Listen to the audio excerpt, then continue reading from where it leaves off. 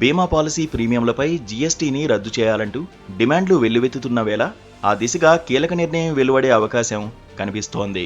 Term insurance పాలసీను GST నుంచి మినహాయించే అవకాశముందని సంబంధిత వర్గాలు తెలిపాయి. త్వరలో జరిగే జీఎస్టీ కౌన్సిల్ భేటీలో దీనికి సంబంధించిన నిర్ణయం వెలువడే అవకాశముందంటూ విశ్వసనీయ వర్గాలను ఉటంకిస్తూ మనీ కంట్రోల్ ఓ కథనాన్ని ప్రచురించింది. పెట్టుబడులకు సంబంధించిన బీమా పాలసీలపై మాత్రం జీఎస్టీ యథావిధిగా కొనసాగించే అవకాశముందని సీనియర్ ఉన్నతాధికారి పేర్కొన్నారు. టర్మ్ ఇన్సూరెన్స్ అనేది పూర్తిస్థాయి బీమా రక్షణ అందిస్తుంది. ఇతర పాలసీలు బీమాతో పాటు ప్రతిఫలాన్ని అందిస్తాయి కాబట్టి వీటిపై మినహాయింపు ఇవ్వకపోవచ్చని తెలుస్తోంది. ఈ మినహాయింపుల వల్ల సుమారు 200 కోట్ల రూపాయల మేర ప్రభుత్వం ఆదాయం కోల్పోయే అవకాశముందని విశ్లేషకులు చెబుతున్నారు. టర్మ్ ఇన్సూరెన్స్ పై జీఎస్టీ తొలగిస్తే ఆ మేర పాలసీదారులకు ప్రయోజనం చేకూరుతుంది. తద్వారా మరింత మంది బీమా పరిధిలోకి వెళ్లే అవకాశం ఉంటుంది.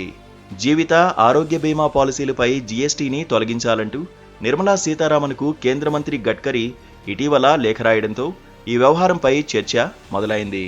తనకొచ్చిన విజ్ఞప్తిని గడ్కరీ తన లేఖలో ప్రస్తావించగా విపక్షాలు ఈ డిమాండ్ను గట్టిగా అందుకున్నాయి. ప్రస్తుతం ఆరోగ్య బీమా, టర్మ్ ఇన్సూరెన్స్ పై 18% జీఎస్టీ వర్తిస్తుండగా సంప్రదాయ బీమా ప్లాన్లపై వేరువేరు రేట్లు అమల్లో ఉన్నాయి. తొలి ఏడాది ప్రీమియంపై 4.5%, ఆ తర్వాత 2.25% చొప్పున జీఎస్టీ చెల్లించాల్సి వస్తోంది. కేవలం టర్మ్ ఇన్సూరెన్స్ పై మాత్రమే మినహాయింపు ఉంటుందా? ఆరోగ్య బీమాపై కూడా జీఎస్టీ రేట్లు తగ్గిస్తారా అనేది స్పష్టత రావాల్సి ఉంది.